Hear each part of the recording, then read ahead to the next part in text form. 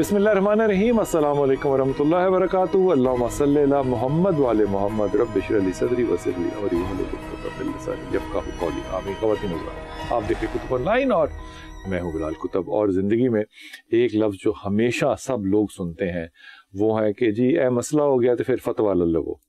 अब ये बड़ी अच्छी बात है, लेकिन मेरे जितने भी, ज़ाहिर है मेरे जैसे जाहिल आदमी के जितने भी तजर्बे हैं फतवे लेने के और मांगने के, वो कोई ज़्यादा माकूल नहीं है, तो उनका जिक्र मैं खैर बीच में दरमियान में ज़रूर करूँगा। लेकिन फतवे का एक बहुत बड़ा जो पैराडाइम है ये इस्लाम के अंदर है, और मुख्तलिफ लोग जो हैं वो इस पे अपनी अपनी ज़ाहिर नज़र रखते हैं और बड़े बड़े मसाइल हल होते हैं। यहाँ तक कि अगर आगा बशीर फतवा दे दे कि जहाद है तो जहाद है, ऐसा ही है ना, और अगर आगा बशीर ये ना कहें तो फिर वो नहीं है।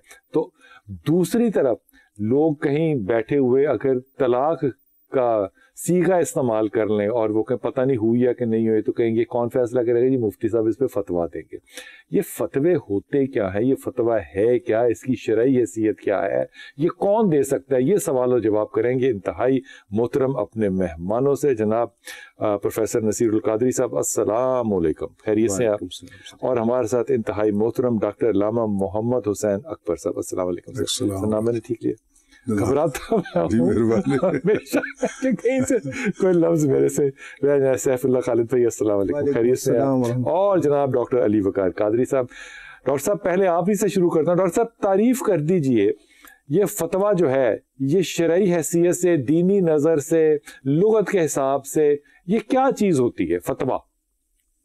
बिस्मिल्लाहिर्रहमानिर्रहीम, बहुत शुक्रिया बिलाल भाई।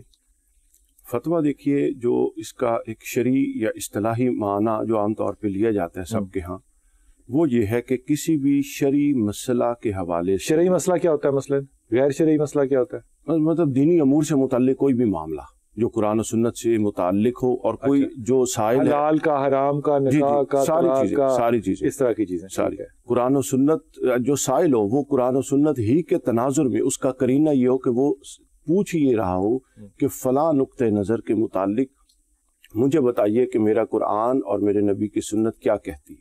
ठीक, तो वो जो आगे होते हैं मुफ्ती साहब या आलिम, वो कुरान और सुन्नत के दलाइल के साथ उस नुक्ते नज़र की वजाहत कर देते हैं। इस पूरे अमल को फतवा कहते हैं।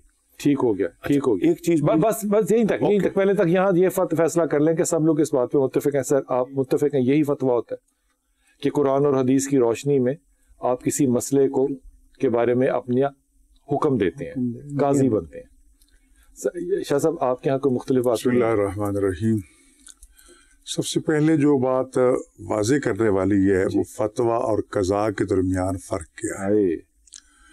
फतवा जिस तरह डॉक्टर साहब ने कहा कि कोई भी शख्स सवाल करता है किसी चीज़ का शरई हुक्म जानने के लिए, मुफ्ती उसका जवाब देता है उसके सवाल के तनाजुर में कुरान और सुन्नत से इज्तिहाद करके उसको बताता है कि ये सुन्नत से मशवरा ये है उसके सवाल का जवाब। जैसा सवाल होगा वैसा जवाब होगा। ठीक हो गया। लेकिन दूसरा मसला है कज़ा का, कज़ा कि फैसला करना, ठीक, उसको नाफिज करना। ठीक, हमारे यहाँ जो मुश्किल बनी हुई है, हम कज़ा और फतवा को मिक्स कर देती है। अच्छा, वो जी फलां ने फतवा दे दी है, फतवा तो है शरई हुक्म बयान करना, ठीक, उसकी तत्वीक जो है वो काजी का काम है, वो मुफ्ती का काम नहीं। हाय हाय हाय हाय हाय, वो जी फतवा दे दिया मुफ्ती ने फलां काफिर है, मुफ्ती के कहने से काफिर नहीं होगा। काजी के पास मुकदमा जाएगा, काजी शराइत को देखेगा, उसके अगर मुताबिक है तो वो उस फतवे की तत्वीक की रोशनी में हुक्म जारी करेगा कि हाँ ये काफिर है या नहीं है, ये चीज जायज है या नाजायज है।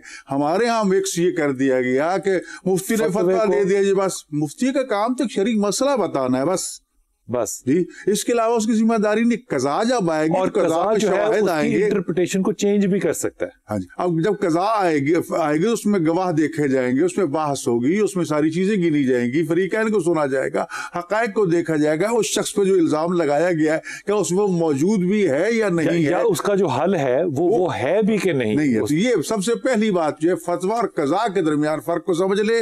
हमारे यहाँ जो सबसे बड़े हालात खराब होते हैं या होते हैं फतवे को गलत इस्तेमाल करने से, से, वो ये है कि फतवा के मानी कज़ा ले लिए जाते हैं जबकि वो कज़ा नहीं है। लो जी, शुक्र अल्हम्दुलिल्लाह के मरने से पहले ये बात वाज़ेह हुई, आज तक नहीं पता था कि ये फ़र्क है। खुदा की कसम जी, ये फतवा अलग है और उसका जो कज़ा है वो अलग है। हम हमेशा इसको एक ही समझते थे कि जिसने कह दिया। हुजूर आप मुत्तफ़िक़ हैं? मैं यहाँ इसी बात को आगे बढ़ाते हुए बिलाल भाई यूँ कहूँगा, देखिए ना, बहुत सारे शरई मसाइल ऐसे हैं जो शरीयत के मुताबिक ठीक है, मगर उसको गवर्नमेंट कहती है कि जनाब आप नहीं आ सकते जब तक आपके पास काजी का फैसला नहीं आता। तो मैं मिसाल देता हूँ, काजी के फैसले को माना जाता है। फिर मिसाल के तौर पर आजकल कम उम्री की शादी के हवाले से एक बात आ जाती है।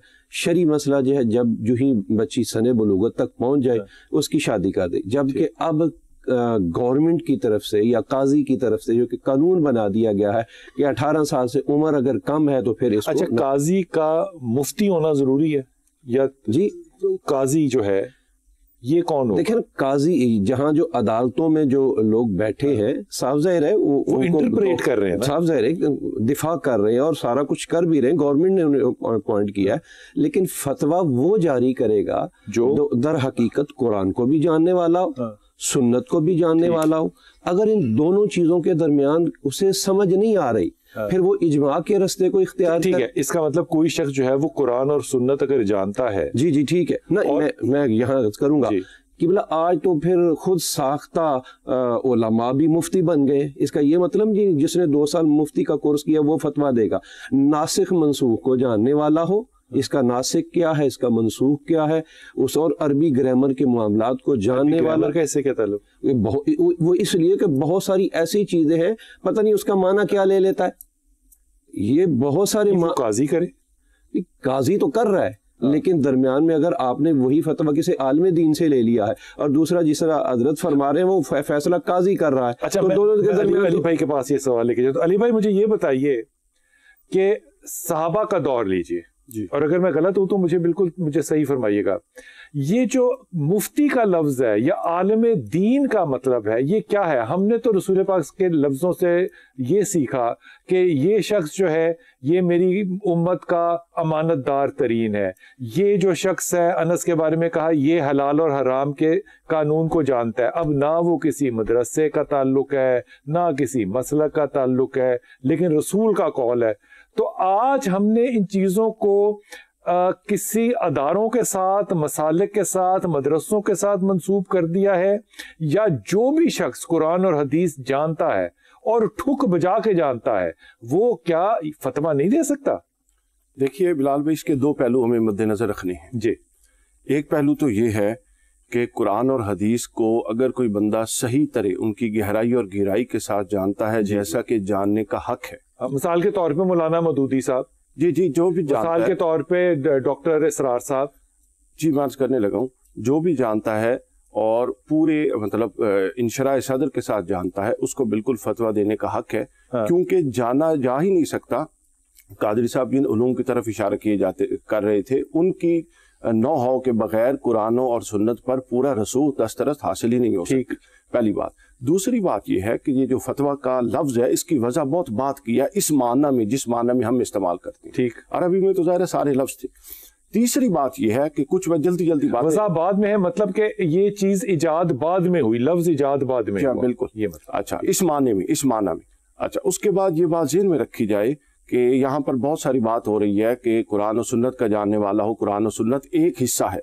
ये बात मतलब जरा तहम्मुल से सुनने वाली है। जी। कुरान और सुन्नत एक हिस्सा है फतवा देने के लिए, 50% है। दूसरा 50% आपका मासिर माहौल है, आपके जदीद नजरियात हैं, आपके माशरत में इस वक्त चैलेंजेस क्या हैं, आपके समाज के मसाइल क्या हैं, उनको इग्नोर किए बगैर एक बंदा कुरान और सुन्नत का बहुत बड़ा आलिम है और उसको पता ही नहीं है कि माशरे में चल क्या रहा है इस वक्त, सकाफती चैलेंजेस क्या हैं, मुआशी चैलेंजेस क्या हैं। अली, अगर मैं आपकी बात को मान लूं तो फिर मुफ्ती साहिबान से फतवा लेना अकेले तो बड़ा मुश्किल नहीं हो जाएगा? मुश्किल हो जाएगा ना। देखिए, अब आप इस तरफ आ जाइए, आप ये देखिए कि जो फतवे हैं, इन फतवों ने जो उम्मत में तबाही मचाई है, वो क्यों मचाई है? वो इसीलिए मचाई है।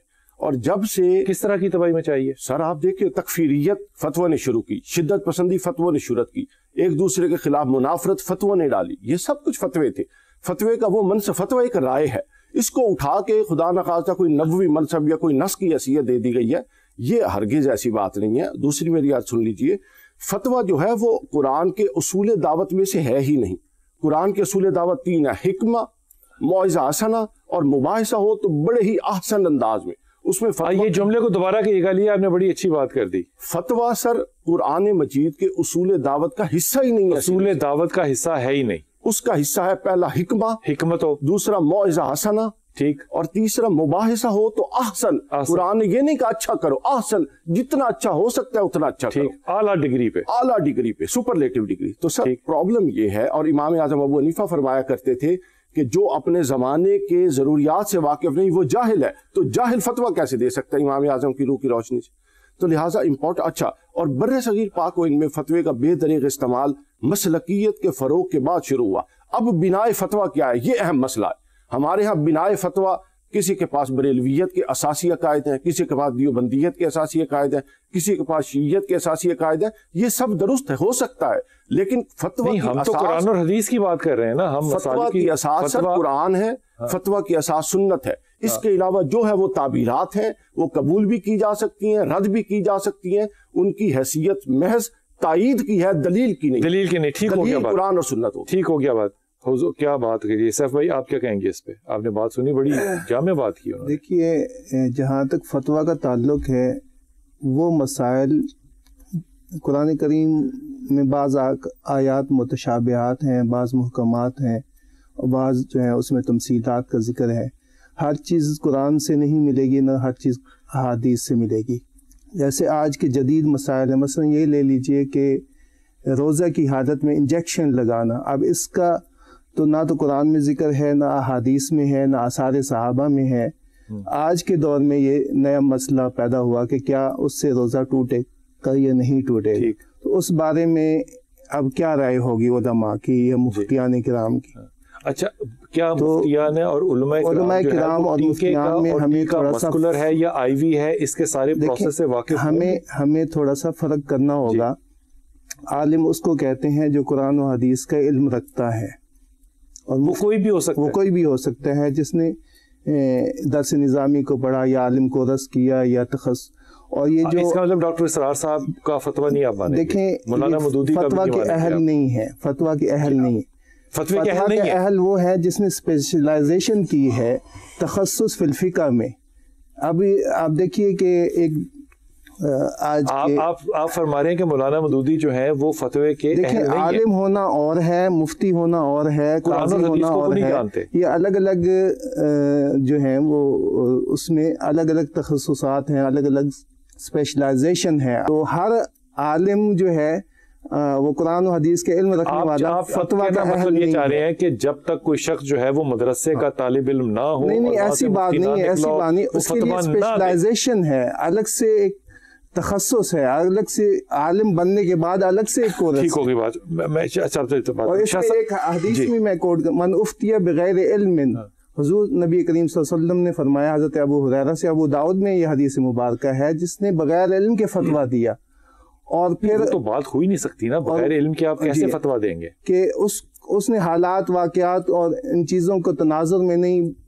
میں تو صرف یہ عرض کر رہا ہوں کہ ایک آدمی جو ہے وہ پی ایچ ڈی فزکس میں ہے، کیمسٹری میں ہے مثال کے طور پہ، اور اس کے بعد قرآن اور حدیث کے اوپر وہ ادراک رکھتا ہے، تو کیا وہ فتویٰ نہیں دے سکتا؟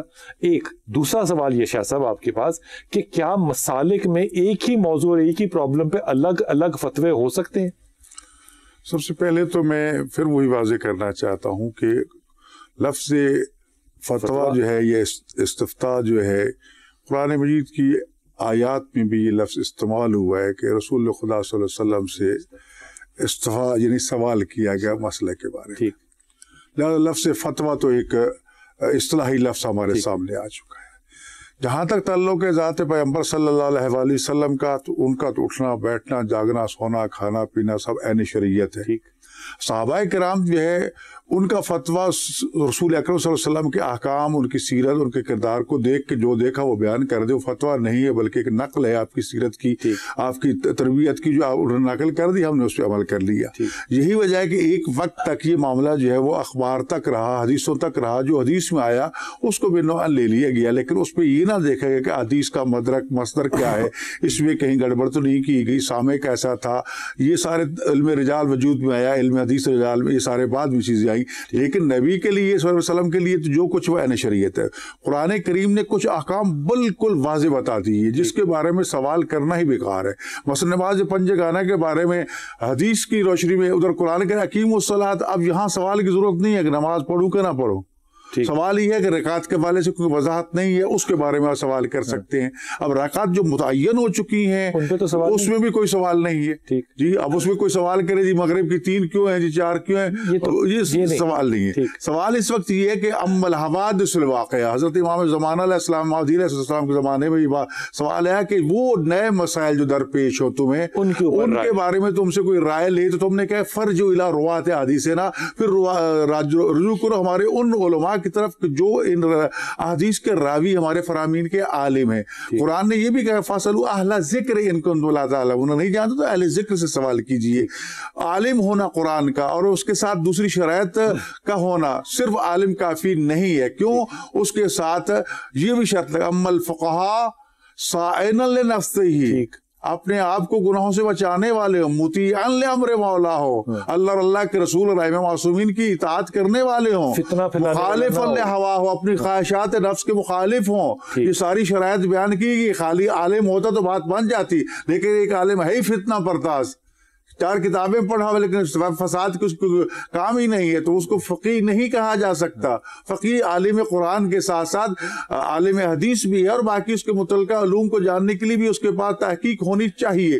اس کی روشنی میں جو سوال ہوگا اس میں وہ جو قرآن سب سے پہلے قرآن میں دیکھے گا، اگر قرآن میں واضح حکم موجود ہے تو کسی اجتہاد کی ضرورت نہیں ہے، سنت میں دیکھے گا، سنت میں کہیں وہ بھی واضح ہے کیونکہ وہی زبان رسالہ صلی اللہ علیہ وسلم جو ہے قرآن کو بیان فرما رہی ہے، وہی حدیث کو بیان فرما رہی ہے، لیکن قرآن کی ضمانت اللہ تعالیٰ نے لی کہ اس میں کبھی تعریف نہیں ہوگی، لیکن حدیث میں یہ چیزیں ہوتی رہیں، اس لیے باقی علوم وجود میں آئے، اور جس سے یہ صورتحال فہم کے حوالے سے، اور پھر یتفقہ فی الدین کا جو لفظ دیا گیا کہ تم نے دین کے بارے میں سوجھ بوجھ حاصل کرنے کی گہرائی کے ساتھ اس کو دیکھنا ہے، تو ہر شخص کو صرف علم کافی نہیں ہے قرآن و سنت کا، اس کا تقویٰ چاہیے، اس کا زہد چاہیے، اس کا کردار چاہیے، اور یہ سب کچھ کس کے لیے؟ اللہ کی رضا کے لیے۔ ٹھیک ہوگی پروفیسر جی آپ بتا دیجیے۔ حدیث، اصول حدیث، تفسیر، اصول تفسیر، یہ ڈگریاں جو ہے نا، میں عرض کروں، یہ کیا ہمارے اسلاف فتویٰ دیتے تھے، ڈگریوں کا کنسپٹ نہیں ہے، کنسپٹ جو ہے ان سارے علوم کا ہے، جو ان سارے علوم کا ماہر ہو۔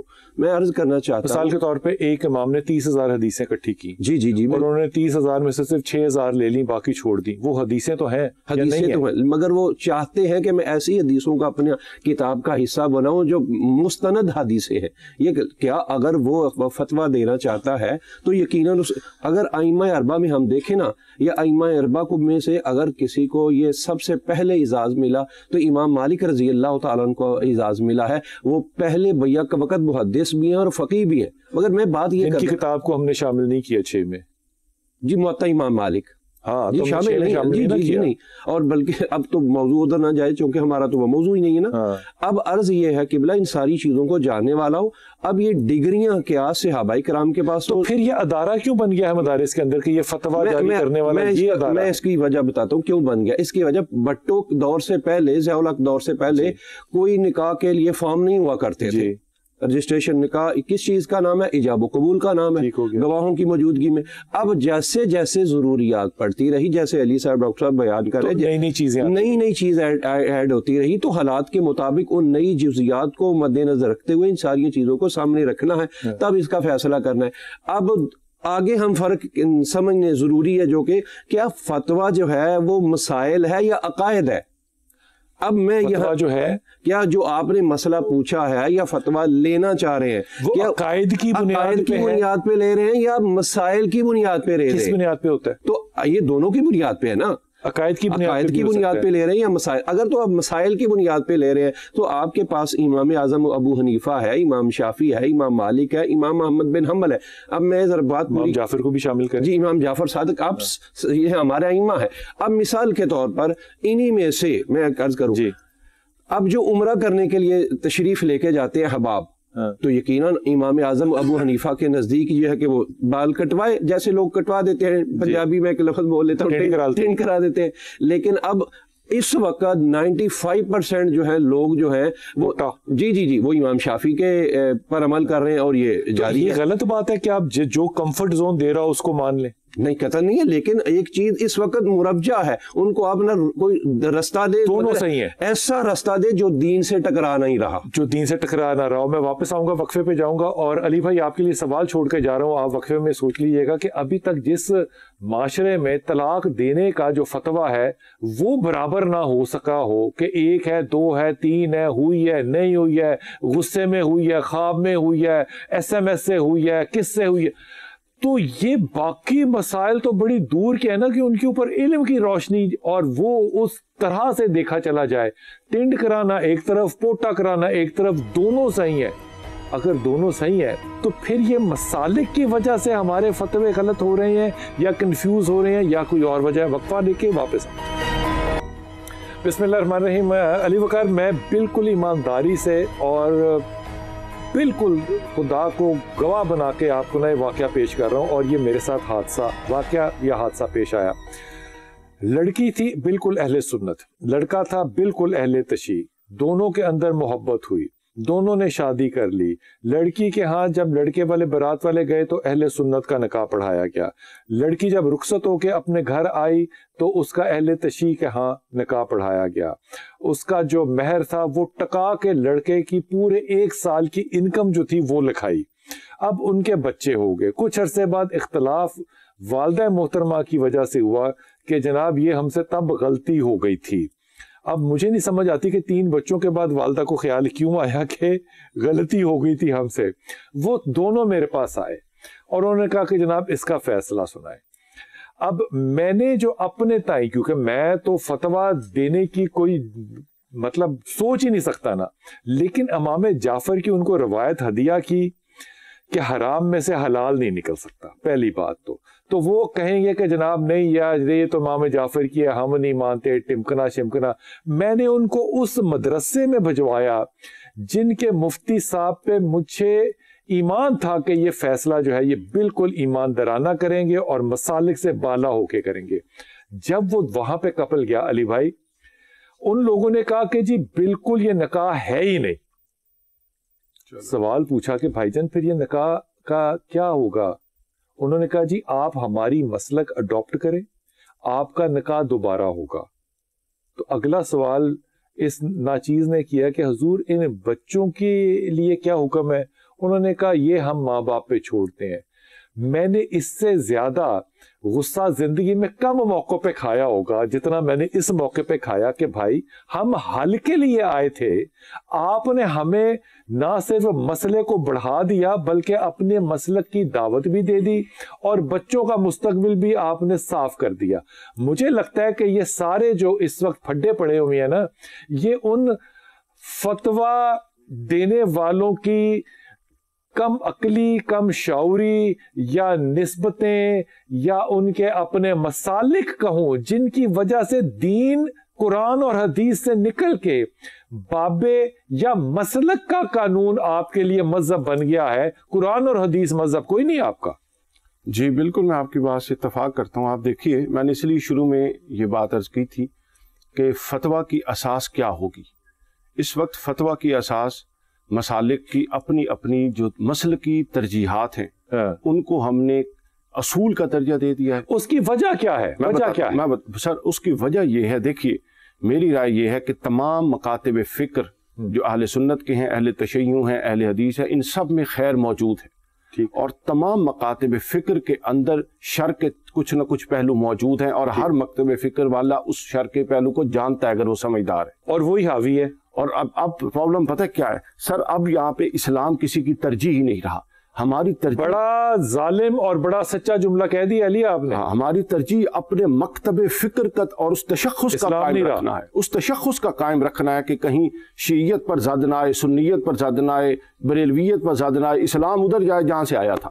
پہلی بات. دوسری بات یہ, اگر میں آپ کی جگہ ہوتا تو میں ان سے کہتا کہ یہ شیعہ لڑکی نہیں ہے, یہ لڑکی عیسائی ہے. بتائیں اب بھی آپ کا فتویٰ یہ ہے کہ ان میں تفریق سر یہ بھی کہا, یا یہودی ہے. پھر بھی اللہ کے بندو, آپ عیسائی اور یہودی کو گنجائش دیتے ہو, اور آپ اپنے مکتب بالکل اہل اسلام جو چند نظریات میں جو قرآن, سنت, رسول اللہ صلی اللہ علیہ وسلم, اللہ, اہل قبلہ, ان سب میں متفق ہیں, اور یہی ضروریات ہیں مسلمان کہلانے کی. باقی اختلافات ہو سکتے ہیں, اس پر زیادہ سے زیادہ آپ کسی پر فسق کا فتویٰ لگا سکتے ہیں. مطلب آپ یوں تفریق, آپ خدا بنے بیٹھے ہیں اور آپ نے خدا کے کام خود لے لیے ہیں اور اپنے کام خدا کے چھوڑ دیے ہیں. اگلی بات سنیے سر, امپورٹنٹ یہ ہے کہ قرآن, یہاں پر جو بات تھی اس میں 2-3 پہلو جو سکم تھے, میں اس کی گزارشات کچھ پیش کرنا چاہ رہا ہوں, اجازت دے دیجیے. جی بسم اللہ. قرآن مجید, سنت سب متفق ہیں, اس میں کوئی دوسری رائے نہیں. آگے جا کے جہاں فرق پڑتا ہے وہ سن لیجیے. فرق یہاں پڑتا ہے کہ دانش اثر, میں اب میں نے کسی معاشی معاملے پہ فتویٰ دینا ہے اور مجھے پتہ ہی نہیں ہے کہ میرا اسٹیٹ بینک آف پاکستان اس وقت سود کی کیا پالیسی کر رہا ہے, سود اصل میں ہے کیا, اس کا ورلڈ بینک اس کی ڈیفینیشن کیا کرتا ہے, تو میں نے خاک فتویٰ دینا ہے. بالکل ٹھیک. آگے چلیے, اجماع, سب سے کنفیوزنگ چیز اجماع. اجماع کیا چیز ہے سر؟ میں بتانے لگا ہوں. اجماع یہ ہے کہ کسی بھی عہد کے اہل دانش کا کسی ایک مسئلہ میں ایک نقطہ نظر پر اکٹھے ہو جانا. ٹھیک. اب مجھے یہ بتایا جائے کہ میں 400 سال تو اجتہاد کیا ہے پھر؟ میں بتاتا ہوں سر, میں بتاتا ہوں. مجھے یہ بتایا جائے کہ میرے سے 400 سال پہلے ایک دور میں جو امام سیوطی کا دور تھا, اس میں اہل علم اس مسئلے پر متفق ہو گئے تھے, وہ بہت بڑے لوگ تھے. آپ اس اجماع کو منوان قبول کریں, میں تو نہیں کروں گا بھائی. وہ اس دور کی دانش تھی, بالکل ان کا سر آنکھوں پر ہے, اور وہ اجماع میرے لیے خزانہ ہے آگے چلنے کے لیے, رہنمائی ہے, روشنی ہے. لیکن مجھے اپنی عصر کا مجھے اپنی عصر کی دانش کا جو اجتماعی رویہ ہے اور اجتماعی تصور ہے وہ درکار ہے آگے چلنے کے لیے. یہی تو پرابلم ہے. علی بھائی آپ کی بات آ گئی. میں اس بات کو یوں سمجھوں گا کہ اجماع جو ہے وہ ہے تھنکنگ پروسیس. جی. اور اس تھنکنگ پروسیس میں سے جب تک سارے لوگ کلیکٹیولی نہ لکھ لیں آپ اجماع نہیں کر سکتے. جی. تو جب اتنی مسالک ہوں اس دنیا کے اندر مسلمانوں کی, تو اجماع تو ہو سکتا ہی نہیں ہے نا. جی اس کی سر وجہ یہ دیکھیے, اب اس کا حل یہ ہے, ہو نہیں سکتا, بالکل ٹھیک ہے. اصل میں نا یہ ایک ایسی پیراڈائم اسلام کی خاص طور پہ بر صغیر میں انٹروڈیوس کروا دی گئی ہے, اور ایسی لائنیں کھینچ دی گئی ہیں کہ جس کو اب عبور کرنا اور اس خلیج کو پاٹنا آسان نہیں رہا. اس کا ایک حل یہ ہو سکتا ہے کہ اہل دانش یہ کام کریں کہ دیکھیں ائمہ خمسہ جو ہیں, دیکھیں ہر مسئلے میں آپ کا پروگرام ماشاءاللہ اس حوالے سے بہت اچھا ہے. ہونا یہ چاہیے کہ ہر مسئلے میں قرآن, حدیث نبوی, حدیث صحیح, اور اس کے بعد ائمہ خمسہ کی رائے سامنے رکھی جائے, جس کو قرآن و سنت. ائمہ خمسہ سے مراد امام اعظم ابو حنیفہ, امام مالک, امام شافعی, امام احمد بن حنبل, اور ان سب کے استاد جو ہیں امام جعفر صادق علیہ السلام. ٹھیک. ان کی آراء کو قرآن اور سنت کے مد مقابل رکھا جائے, جس کو قریب تر پائیں قرآن کے سنت کے. خالی نہیں, رک جائیں یہاں پہ. یہ پرابلم ہے, لوگ کہتے ہیں جو قرآن و سنت کے قریب تر یہ ہے. نہیں, قرآن و سنت کے قریب تر پائیں اور اپنے دور کی ضرورت کے عین مطابق پائیں, اس پر سب دستخط کر دیں. آئندہ کے بعد اس مسئلے پر فتویٰ صرف یہ ہوگا, وہ شیعہ دے, وہ سنی دے, وہ دیوبندی دے, وہ اہل حدیث دے. یہ ایک راہ ہے جو اس طور پہ نکل سکتی ہے اگر ہم نکالنا چاہیں. ٹھیک ہوگی. بڑی اچھی بات اور بڑی واضح طور پہ بات کر دی. لیکن سیف بھائی آپ کے خیال میں یہ ممکن ہے؟ دیکھیں کہ پاکستان میں جو صورتحال مسالک کی ہے, ابھی تو الحمدللہ بہت کافی حد تک جو آج سے 30 سال پہلے حالات تھے مسالک کے وہ نہیں ہیں. آج ہم ایک سٹیج پہ بیٹھے ہیں چاروں مسالک کے علماء, تو یہ آپ میڈیا کو دعا دیں. یہ میڈیا کو بھی کریڈٹ جاتا ہے اور علماء کو بھی کہ شعور پیدا ہوا ہے. اور جب سے اس سے پہلے جو آپ ڈسکس کر رہے تھے, سوشل میڈیا نے ہمیں قریب کر دیا اور یہ چیزیں اب ایک دوسرے کے حالات, احوال اور مسائل اور ان چیزوں سے اب نکل کیا ایک جگہ پہ ایک سارے علماء کرام ایک معاملے پہ, کسی ایک مسئلے پہ, مثال کے طور پہ طلاق کے مسئلے پہ, مثال کے طور پہ ہاتھ رکھنے کے مسئلے پہ 18,220 دفعہ رسول پاک صلی اللہ علیہ وسلم نے سنت کی ہے, نماز کی پبلکلی 10 سالوں میں مدینے میں. آپ غور کر سکتے, اس ہم اکٹھے نہیں ہے نا. ہر کسی کے اوپر آپ فتویٰ لگا دیتے ہیں کہ یہ غلط ہے یہ صحیح ہے. میں کفر نہیں کہہ رہا, لیکن نہیں, جب نہیں ہے اکٹھے ایک ایسی سنت پہ جو 18,000 دفعہ بھی ہو گئی ہو, تو پھر آج یہ کہنا کہ ہم اکٹھے ہو سکتے ہیں, یہ آپ کو لگتا نہیں کہ ایک بڑی فیری ٹیل سی بات ہے؟ دیکھیں کیسے ہیں اکٹھے؟ یہ چیزیں اب ثانوی حیثیت اختیار کر گئی ہیں کہ یہ ہو فلاں نے یوں کہا, فلاں نے یہ کیا.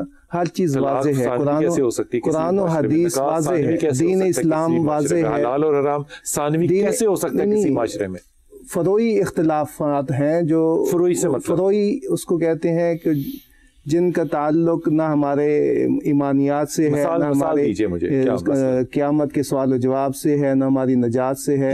فروعی سے کیا مطلب, کیا مسئلہ ہے فروعی پہ جس پہ کہ فتویٰ آپ کے خیال میں ہونا چاہیے یا نہیں ہے؟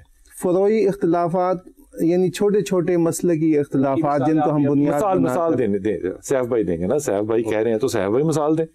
دیکھیں قرآن میں نماز کا حکم ہے, اس پر تو کسی کا کوئی اختلاف نہیں ہے. مثال کے طور پہ مدرسے کے اندر چندہ آتا ہے, مثال کے طور پہ, یہ فروعی ہے, میں فروعی کی بات کر رہا ہوں. وہ چندہ کسی حلال سوچ سے آ رہا ہے یا حرام سوچ سے آ رہا ہے, یہ مدرسے کو نہیں پتا. جی جی, یہ فروعی مسئلہ ہے. اب اس پہ سارے اکٹھے ہیں نہیں, اس پہ چندے کے اوپر چندہ لینے میں تو سب اکٹھے ہیں, مگر تحقیق کوئی نہیں کرتا کہ یہ حلال فروعی مسائل پہ تو بات نہیں نا, کوئی ہے فروعی اختلافات ریالٹی نہیں ہے. بہت ساری ایسی چیزیں جو ہماری معاشرت کا حصہ ہیں, ہم نے اس کو دین بنا لیا, یہ فروعی مسائل ہیں. اس کو ہم نے ضروری سمجھ لیا, اس کو لازم قرار دے دیا کہ اس کے بغیر خدا. میں کہہ رہا ہوں فقہ کا مسئلہ نہیں, میں کہہ رہا ہوں کہ دین کا مسئلہ ہے. طلاق دین کا مسئلہ ہے, طلاق حلال دین کا مسئلہ ہے, حرام دین کا مسئلہ ہے, نکاح دین کا مسئلہ ہے. جب ان جگہوں پہ فتوے مختلف ہوں گے تو فروعی کو تو چھوڑ ہی دینا. جہاں تک نکاح اور طلاق کے بارے میں قرآن پاک کا واضح حکم ہے, احادیث میں بھی واضح ہیں, اور اس پر آج 14ویں صدی میں ہم یہ کہیں گے یہ طلاق ہوئی ہے یا نہیں ہوئی ہے, نماز ہوئی ہے کہ نہیں ہوئی, رفع یدین کے بغیر نماز نہیں ہوئی. میں عمرہ پہ تھا اور مدینہ منورہ میں تھا, میں نے نماز پڑھی بغیر رفع یدین کے پڑھی, تو ایک شخص آئے تبوک کی حدیث رفع یدین کی, وہ کہنے لگے کہ آپ کی نماز نہیں ہوئی. میں نے کہا کہ دیکھیں بات یہ ہے کہ نماز کا قبول ہونا یا نہ ہونا, وہ صحابی جو تبوک میں تھے ان کی روایت کو آپ مستند اس کا مطلب نہیں مانتے.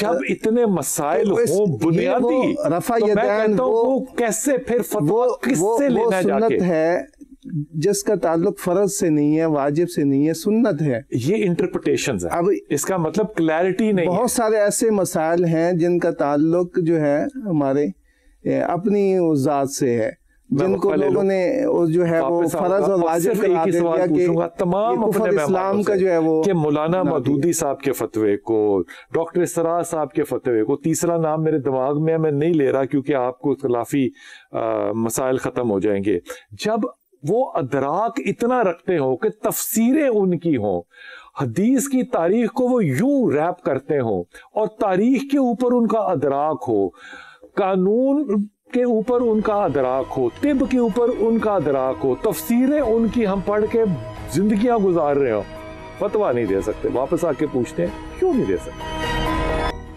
بسم اللہ الرحمن الرحیم. حضرت پروفیسر صاحب آپ سے ابتدا کرتا ہوں کہ میں جو سوال چھوڑ کے گیا تھا آپ نے اس کا بالکل دل سے جواب دینا ہے, علمی جواب نہ دیجیے گا, دیکھیے مشکل ہو جائے گا سمجھ. دل تو بہت کچھ کرتا ہے جو جائز نہیں ہوتا. اچھا, دل میں نے تو وہ یا بات کی, دل تو بہت کچھ کرتا ہے جو الہام بھی دل پہ ہی ہوتا ہے, کوئی شک نہیں, وہ پاک چیز ہے, کوئی شک نہیں ہے. اللہ اسی پہ کرتا ہے, دماغ پہ نہیں کرتا. اللہ کہتا ہے قلب پہ کیا, تو اس کی پاکیزگی کو نہ کوشچن کریں. یہ ہوتا ہے اختلاف. ہمیں دلوں کو قریب لانا, ہمیں دلوں کو جوڑنا ہے. ہم تو وہ لوگ ہیں جو کینچی والے نہیں, ہم تو سوئی والے ہیں. واہ, الحمدللہ. اب مجھے بتائیے کہ قابل ترین پڑھے لکھے سائنسدان جو کہ مذہبی بھی سائنسدان ہو, اس کا فتویٰ کیوں نہیں قبول ہوتا؟ دیکھیں کیوں نہیں ہونا چاہیے, ہونا چاہیے. میں امام احمد رضا کی بات کرنا چاہوں گا. بیک وقت 150 علوم کے ماہر ہیں, بیک وقت 150 اور مہارت تامہ رکھنے والے. یہ قدیم علوم کیا, علوم عصریہ جتنی بھی ہے سارے کے سارے کے ماہر ہیں. ڈاکٹر عبدالسلام کو جب سائنسدان چھوٹا تو نہیں ہے, جب علامہ احمد رضا کی لائبریری کا وزٹ کروایا گیا، علم فلکیات، علم نجوم، علم ہندسہ، ایک ایک کتاب کو دیکھا اور اس نے اشک کر کے یہ لفظ کہہ کے اپنی کتاب لائبریری سے باہر نکلا تھا، کہنے لگا I shall be very happy but I can not read Arabic. ساری کتابوں کو دیکھا ہے، بڑی خوشی ہوئی ہے، کاش میں عربی جانتا ہوتا اور میں ایکسپلین کرتا، ان کو انگلش میں لایا جائے. عرض کرنے کا مقصد یہ ہے کہ جس نے بھی کوئی فتویٰ دیا ہے اپنے علم کے ذریعے دیا ہے، اور حتمی نہیں ہے پھر یہ بات کہ فتویٰ جو ہے کوئی حتمی چیز نہیں ہے، اس کے علم کے مطابق ہے. علم غلط ہے یا کم ہے تو فتویٰ چینج بھی ہوگا. جو قرآن اور سنت کے مطابق اگر تو ہے، یہ تو امام احمد، امام ابو حنیفہ پھر وہ شاہ صاحب کی بات صحیح ہو گئی نا، انہوں نے کہا فتویٰ دیں آپ اپنے علم کے مطابق لیکن قاضی نہ بنے. قاضی نہ بنے. یہ میں امام، یہ تو بات امام ابو حنیفہ رضی اللہ تو یہ آپ لوگوں نے بتائی نہیں علماء کرام کو باقیوں کو کہ قاضی الحمدللہ بتاتے ہیں. امام اعظم ابو حنیفہ نے بھی فرما دیا تھا اگر میری ذاتی رائے، میری بات قرآن و حدیث کے خلاف آ جائے تو میری بات کو سائڈ پہ رکھ کے اللہ کا بھائی اس کے لیے امام ابو حنیفہ ہونا پڑتا ہے نا، تو اتنا ظرف آج ہمیں بننا پڑے گا، اپنا ظرف کو بڑھانا پڑے گا. شاہ جی آپ مانیں گے ایک ایسا فتویٰ جو کہ ایک عالم نے دیا ہو، جو عالم سے مراد ہے سائنسدان عالم ہو اور مذہب پہ بھی اس کی گہری ترین نظر ہو، اور وہ ایک آپ کو رائے دے کے جناب یہ ٹھیک ہے. میں دو تین سوال کیونکہ اس میں آگے ان کو سرسری عرض کرنا چاہتا ہوں. سب سے پہلی بات تو یہ کہ جب بھی کوئی مفتی یا فقی فتویٰ دیتا ہے وہ 100% علوم پہ دسترس نہیں رکھتا. سوال اس سے کیا جاتا ہے کہ ایک انسان چاند پہ چلا گیا، نماز کیسے پڑھے گا؟ جی ایک آدمی زمین میں چلا گیا، نماز کیسے کرے گا؟ اور جدید مسائل آتے ہیں. اس کے لیے پھر وہی ضروری ہوتی ہے کہ جو ان علوم کے ماہرین ہیں ان سے اس چیز کی حقیقت کو جانے، اس کی روشنی میں پھر قرآن و سنت اور سمجھنے کی پھر کیپیسٹی بھی رکھتا ہوں. ٹھیک ہے نا. لہٰذا میں کہوں میں تمام دنیا کے علوم جانتا ہوں، نہیں جناب. میں ابھی یہ ویکسین کے حوالے سے معاملہ آیا تو مجھے نہیں پتا ویکسین کیا ہے. ہم نے اس سلسلے میں بہت سے ڈاکٹروں سے جو ماہرین تھے ان معاملات سے، ان سے تب معلومات لینے کے بعد ہم نے فتویٰ جاری کیا، قانون رائے دی کہ جناب یہ جائز ہے کیونکہ اس میں یہ حرام والی چیز کوئی نہیں ہے. بذات خود میں کچھ نہیں جانتا تھا، یعنی اس کا میرے علم کے ساتھ تعلق نہیں تھا. ایک جگہ مسئلہ ہی میڈیکل کا ہے، وہاں پر میرا ہے ہی نہیں، وہاں پر اس کی رائے حجت ہوگی. ایک چیز. دوسری بات جو ابھی آئی تھی نا کہ مال، مدرسوں کی بات کر رہے ہیں، جو مال حرام ہوتا ہے اس کو کوئی مالک نہیں ہوتا. اس کا کوئی مالک نہیں ہوتا. اس کا مالک ہے اللہ اور اللہ کا رسول. جی لہٰذا اس لیے کہا ہے وہ آپ کے قبضے میں ہو. بتاتا ہوں میں، اس کو مجہول المالک کہا جاتا ہے، جس کا کوئی وارث پتہ نہیں ہے. جو حرام کا مال ہے وہی مجہول المالک. گناہگار ایک شخص نے سارا مال حرام سے کمایا ہے، وہ اس کی ملکیت نہیں ہو سکتا، بے شک قبضہ اس کا اس کے اوپر ہے. تو لہٰذا اس کا مالک کون ہے؟ اللہ مالک ہے، اللہ کا رسول مالک ہے، اس کے بعد ان کا نائب مالک ہے. اور اس کے ہمارے ہاں جو سلسلہ چلا آ رہا ہے وہ نیابت کا اور پھر آگے نائب امام کا، تو جس کا کوئی وارث نہیں اس کا آج نائب امام وارث ہے. لہٰذا وہ اس مال کو استعمال کر سکتا ہے جہاں بھی کرنا چاہے، بے شک اس کی بنیاد حرام کی. کیا بات ہے یار. جی لہٰذا مجہول المالک کا وارث وہ ہے، کوئی وارث نہیں. علماء کہتے ہیں کہ جناب وہ پیسہ لیٹرینوں پہ لگایا جائے.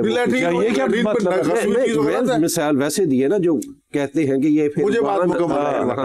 دیکھیں بات یہ ہے کہ اس کا سوال یہ ہے کہ جب وہ مال کا مالک اصل مالک اور اللہ کا رسول ہے تو اصلی مالک کے پاس وہ چلا گیا، لہٰذا اس وقت اس کا استعمال جو دوسری نوعیت کا چلا جائے گا، لہٰذا اس میں کوئی رکاوٹ نہیں ہوگی. لہٰذا اس وقت جو صورتحال ہے فتویٰ لینے کے لیے ضرورت ہے کہ ماہرین سے آرا لیں گے.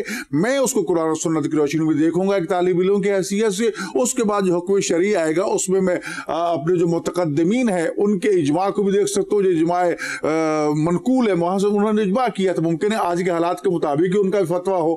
جی تو لہٰذا اس کو کبھی مجھے خود اجماع کے لیے رائے لینا پڑتی ہے، پھر عقل کو ساتھ لیا گیا. اور پھر اس سب میں ہمارے یہاں شرط ہے کہ جب تک قول معصوم شامل نہیں ہوگا اس کی کوئی حیثیت ہی نہیں ہے. تو لہٰذا ان تمام تناظر میں رکھتے ہوئے پھر اجتہاد کا پہلو آتا ہے، امتحان کا اس کا پہلو آتا ہے، اور پھر اس سے آگے جا کر پھر اور علم فقہ میں اس کی قسمیں بیان کی گئی ہیں. تو اس کے لیے چیزیں سامنے ہوں گی، تب کوئی مفتی ہوگا، تب کوئی مجتہد ہوگا.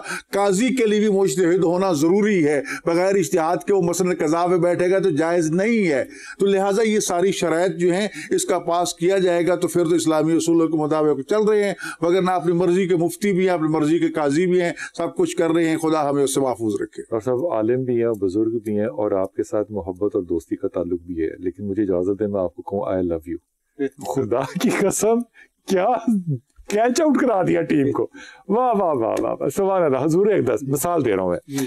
अब ये मैं एक मसला पैदा कर रहा हूँ, मैं एक जगह पर हूँ जहाँ पे कि कोई मेरा एक्सेस नहीं है वाईफाई का, मैं किसी मुफ्ती को फ़ोन नहीं कर सकता। वैसे मुझे ज़रूरत है मैं ज़ुबैर भाई को कराची में फ़ोन करके ना उठा लेता होता हूँ।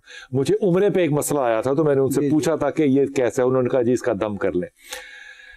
मुझे बताइए कि मुझे रोज़े वाला मसला आता है जी जी। तो मैं पता अपनी अकल से क्या सोचूंगा कि अल्लाह ने खाने पीने को बंद किया है, एक। दूसरा मैं ये सोचूंगा कि अल्लाह ने जान की हिफाजत को फौकियत दी है। मैं खाना काबा वाली हदीस याद करूंगा तो मैं कहूंगा यार टीका लगा के अगर जान बचती है तो लगा लो, रोजे ठीक है।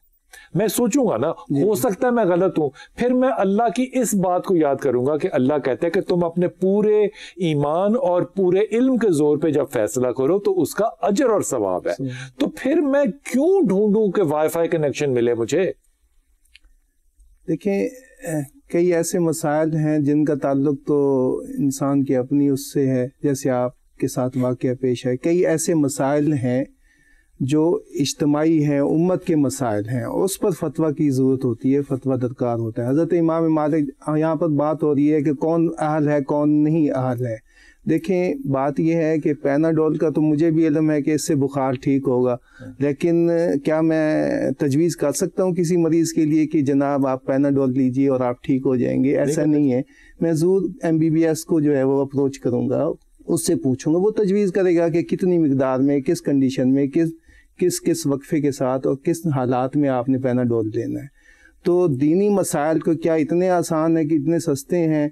इतने सस्ते नहीं है, लेकिन मेरे ख्याल में एक आदमी जिसने के ग्रेज एनाटॉमी पढ़ी है या जिसने इंजीनियरिंग पढ़ी है या जिसने जो यूनिवर्सिटी गया है, उसके पास इतना अदराक है कि वो कुरान को पढ़ सके। अगर उसने अरबी पढ़ी है तो बहुत आला बात है, वो तफसीर को पढ़ सके, वो 4 तफसीरों को कंपेयर कर सके, वो हदीसों को पढ़ सके, वो ज़ईफ हदीसों को अलग कर सके। क्यों नहीं है? आप क्यों एक आम आदमी को रोकते हैं कि वो दीन इल्म ना हासिल करे? नहीं, इल्म हासिल करने से मना नहीं कर रहे कि उस पर अपनी ओपिनियन जो है, ओपिनियन या राय कायम करना, छोटी सी मिसाल देता हूं, मुझे इस बात का नहीं पता था, नहीं है। मुझे इस बात का जवाब दीजिए माज़रत के साथ। तो देखें, अभी आजकल सोशल मीडिया पे आप देखें कि ऐसे बहुत सारे भरमार हैं, वो छोड़ दीजिए, ऐसे लोग हैं जो चंद किताबों का मुतालिया करते हैं और फतवा देना और शुरू कर देते हैं। एक आ गया ना, एक 40 दिन लगाता है, आ गया किसी के हाथ में, वो अपने आप को मुफ्ती समझने लग जाता है। उनकी बात नहीं कर रहा मैं, तो जेन्युइन लोगों की बात कर रहा हूँ, जैसे डॉक्टर सरार साहब है, जैसे गामदी साहब है, वो आलिम लोग हैं। हर चीज का एक दर्जा है, हर आलिम का भी दर्जा है, आलिम का भी दर्जा। मैं कब कह रहा हूँ कि नहीं है? मैं अर्ज कर रहा हूँ आपसे मिसाल के तौर पे, ये बात मेरे दिल को ठुकती है, मैं गलत हो सकता हूँ। मैंने इमाम जाफर का एक पूरा वाकया पढ़ा जिसमें कि उन्होंने कहा कि हराम में से हलाल नहीं निकल सकता, तो गुस्से में से गुस्सा हराम है कि नहीं है? तो उसने कहा इसमें से जायज चीज तलाक कैसे निकाल रहे हो तुम? अब ये हालात का तज्जिया करना शुरू कर दे। मुझे बात अपील की है, मेरी कॉमन सेंस में आती है कि हराम में से हलाल नहीं निकल सकता, ये बात समझ में आती है ना? अब इसके लिए मुझे कहीं जाके मशवरा करना है कि मैं इमाम को मानूं या ना मानूं या क्या करूं? इस पर तो इत्तेफाक है ना, सलासुन जिद्दुहुन्ना जिद्दुन व हज़्लुहुन्ना जिद्दुन। 3 चीजें ऐसी हैं जो मजाक में भी की जाए तो वो वाक़ई हो जाती हैं, और अगर हकीकतन की जाए तब भी मसला उसमें एक निकाह है और एक तलाक है। जैसे निकाह मजाक में कर लिया जाए आजकल, जैसे ये टीवी ड्रामों में दारोमदार नियतों पर नहीं है, अमाल का दारोमदार नियतों पर नहीं है। इस पर तो उलमा के इत्तेफाक है ना। 3 सर, मुझे उलमा से कुछ नहीं लेना, मैंने तो रसूल से लेना है। और दूसरी एक और बात जो आप, मैं अली वकार का आखिरी जुमला ले रहा हूँ। जी अली भाई, जी अली भाई, जी बिस्मिल्लाह, आखिरी लम्हात भी जी फरमाइए। इजाजत दे दें। ये आपकी जो आपने इमाम जाफर सादिक अलैहिस्सलाम के कौल की बात की, ये बिल्कुल ठीक है, इससे मुझे पूरा इत्तेफाक है, और ये एक उसूल के तौर पे जिंदगियों में लिया जाए।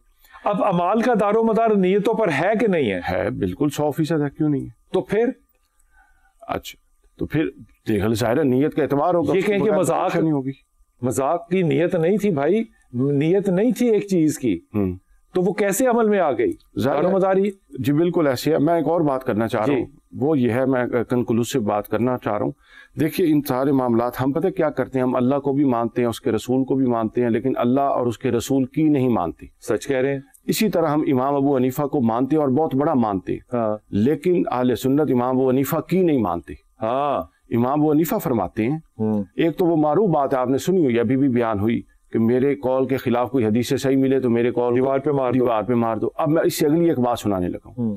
امام اعظم فرماتے ہیں، امام ابو حنیفہ رحمۃ اللہ علیہ، کہ میری ہر رائے درست ہے غلطی کے احتمال کے ساتھ، اور میرے مد مقابل کی ہر رائے غلط ہے درستگی کے احتمال کے ساتھ. سر یہ ہے اصول، میری ہر رائے درست ہے غلطی کے احتمال کے ساتھ، اور میرے مخالف کی ہر رائے غلط ہے درستگی کے احتمال کے ساتھ. اور امام مالک کا قول سن لیجئے. امام مالک کو کسی نے آ کے کوئی بات بتائی کہ آپ تو یہ کہہ رہے ہیں، فلاں شخص تو یہ کہتا ہے. امام مالک جلال میں آ گئے اور اتفاق سے اس وقت قبر رسول صلی اللہ علیہ وسلم پہ کھڑے تھے. اشارہ کر کے فرماتے ہیں کہ اس ایک صاحب قبر کے علاوہ اللہ نے مجھے کسی کا پابند نہیں کیا، میں دلیل کے ساتھ بات مانوں گا بھی صحیح، دلیل کے ساتھ رد بھی کروں گا. یہ ایک ہستی ہے جس کی کوئی بات رد نہیں ہو سکتی، جس کے سامنے سر تسلیم خلق. اللہ تعالیٰ آپ سب کو سلامت رکھے، خوش رکھے. یہ معاملات علمی جو ہے نا، ان کی جہد جو ہے نا، ان کی جنگ جو ہے نا، ان کا جہاد جو ہے نا، وہ جاری رہنا چاہیے. اور میرے خیال میں میڈیا کا اس میں بڑا اچھا رول ہے کہ وہ لوگوں کے سامنے ایک ادب کے ساتھ اختلاف لے کر سامنے آتا ہے اور لوگوں کو سوچنے کی ایک پلیٹ فارم پرفارم کرتا ہے. یہ کمال بات ہے. اپنی دعا میں یاد رکھیے گا. اللہ آپ کو ثانیہ دے اور ثانیہ بانٹنے کی توفیق دے.